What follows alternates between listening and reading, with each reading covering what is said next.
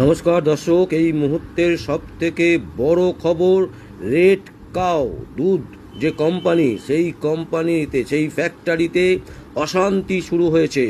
তৃণমূল যখন ছিল সরকারে, তৃণমূল কংগ্রেস, সেই সময় রীতিমতো যারা কর্মচারীরা ছিলেন তাদেরকে মাইনে দেওয়া হতো না, তারা সঠিকভাবে মাইনে পেত না। তাদের মধ্যে একটা অভিযোগ, মানে তারা রীতিমতো ক্ষুব্ধ হয়ে পড়েছিল তৃণমূল কংগ্রেসের ওপর, তৃণমূল কংগ্রেসের সরকারের ওপর।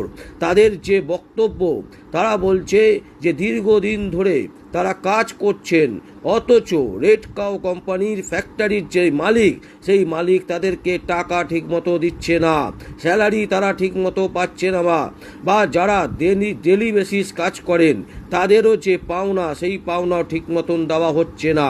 জৌড়গ্রাম ফ্যাক্টরিতে এই ঘটনা, জামালপুরে অবস্থিত ওই ফ্যাক্টরি। এই সংবাদটি আমাদেরকে পরিবেশন করছেন সঞ্জয় মুখার্জি, আমাদেরই সাংবাদিক, সংবাদ আবির্ভাবে।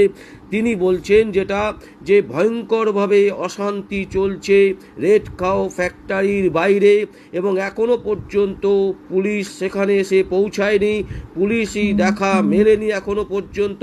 তবে যেটা জানা যাচ্ছে যে রেড কাউ কোম্পানির যারা ম্যানেজমেন্টে আছেন তারা রীতিমতো হতবাক, তারা ভাবতে পারেনি এই ধরনের ঘটনা ঘটবে।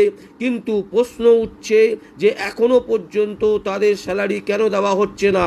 পালা বদলের পর এই কর্মচারীরা তারা কিন্তু জেগে উঠেছে, তাদের মধ্যে যে ভয় ছিল সেই ভয় তারা কাটিয়ে উঠে এইবারে সরাসরি আন্দোলনের ডাক দিচ্ছে এই রেড কাউ কোম্পানির কর্মচারীরা।